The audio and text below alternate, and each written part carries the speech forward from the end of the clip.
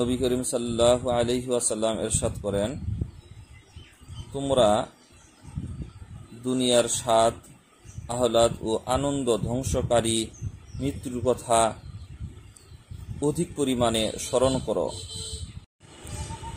মৃত্যুর কথা স্মরণ করলেই তোমাদের কাছ থেকে দুনিয়ার আনন্দ, উল্লাস, দুনিয়ার মোহ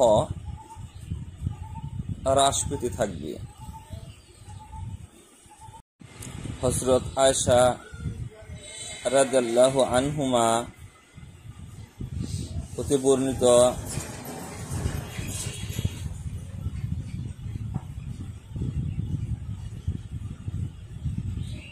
উনি বলেন, আমি রাসূলুল্লাহ সাল্লাল্লাহু আলাইহি ওয়াসাল্লামের কাছে আরজ করলাম, হে আল্লাহর রাসূল,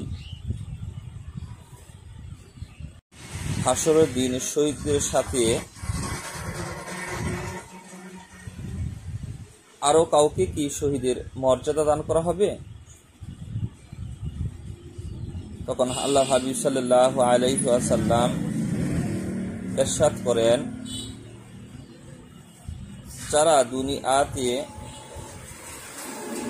দিনে 20 বার মৃত্যুর কথা স্মরণ করে, আল্লাহ তাআলা তাদেরকে শহীদদের মর্যাদা দান করবেন। মৃত্যুর ফজিলত এতটা বেশি হওয়ার কারণ, কেননা দুনিয়া আখিরাতের মায়া মমতা ও সমস্ত কিছু পরিত্যাগ করে আল্লাহ তাআলার ভালোবাসা পাওয়ার জন্য সে সদা সর্বদা মৃত্যুকে স্মরণ করত। নবী করিম সাল্লাল্লাহু আলাইহি ওয়াসাল্লাম বলেন,